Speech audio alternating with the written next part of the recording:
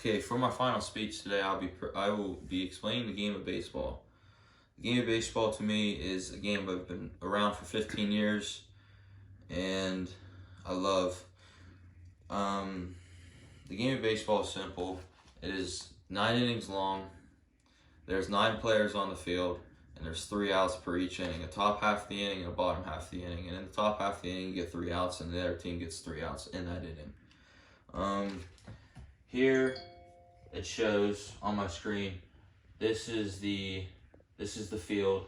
We have home plate down here, first base, second base, and third base. These right here are foul lines.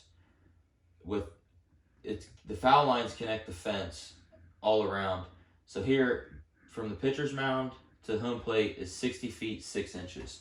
That is like a standard mound in college, high school, and the major leagues. So every player. Okay, so here's every player. First base is usually a bigger guy you put in the lineup that is able to hit the ball pretty well. Second base and shortstop are usually players that are some of your faster players and have better hands to be able to turn double plays is what we call it. So a double play is when somebody hits the baseball and you get them out at second and first base. You get them out at 2 bases. That's a double play. Ways you can get out are grounding out, flying out, and striking out. The third baseman is usually somebody that is, it could be a faster guy or like a smaller guy, like a bigger, faster guy, or it could be a small guy. Usually you want somebody with the best arm, and they can hit a little bit. So here in the outfield, we have the left fielder and the right fielder. Usually these are guys in the lineup that can hit and play well on the corners. The center fielder is the guy who's usually the fastest in the outfield. He covers the most ground, and he covers the most ground, and he is the fastest. He's the helmet of the outfield. When people need to move and shift, depending on which batter is up, he will move them. So then we have the catcher who catches the pitcher. The catcher calls the game. He tells the pitcher what pitch to throw and when to throw it. The pitcher is the most important spot on the field because it is the guy that needs to get the outs for the team, whether it's making them ground out, strike out, or fly out. The pitcher in the bullpen, it's 4 spots. You have a starter who usually goes 5 to 7 innings. And you have a relief pitcher who usually goes 2 to 3 innings. So right there, that's 8 to 9 innings, or 7 to 8 innings covered. And then you have your setup pitcher who usually comes in to get 1 out at the end of an inning, or face 1 batter to let the 9th inning be open for the closer. Your closer is the person who throws the hardest on the team. He is a guy who can get out of the inning in a few amount of pitches. So, what I'm going to show you here is each pitch. The 3 main pitches you learn as a kid is a fastball, which is gripped like this, a curveball, which is gripped like this, and a changeup that is gripped like this. This is a circle change. So, when the changeup comes out of your hand, it is naturally going to dive into the ground. Usually dives into the ground. The 4-seam is usually a flat pitch that goes right down the middle or wherever you need to put it. Now the curveball is tricky because there's a 12-6 curveball that drops from like the hourglass, like on the clock at 12 to 6, it goes straight down. Or there's a curveball that breaks across the zone. The curveball that breaks across the zone, when you're throwing it, it flicks off your wrist, comes down, and cuts into the zone.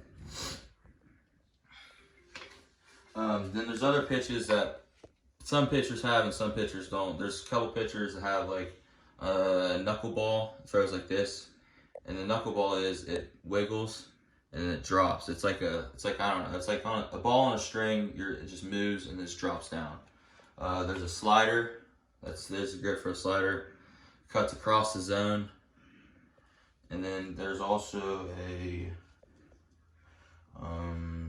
there's a couple other pitches that not all pitchers have, but most use either the slider or a cutter. Also, a cutter is a sharp It's a sharp break that will cut across the zone really fast. Here's like somewhere like, so this is what I was saying, the fastball and the curveball are right here, and it measured how many pitches it comes across the zone. Here is the fastest pitch ever thrown by Aroldis Chapman. I knew that was the last time I'd see Tom. I've been spending too much online. Don't cut back. State Farm. Aroldis Chapman played for the Reds when he threw this on. This is his second year in the league. State Farm is there. Call or click to get a quote today.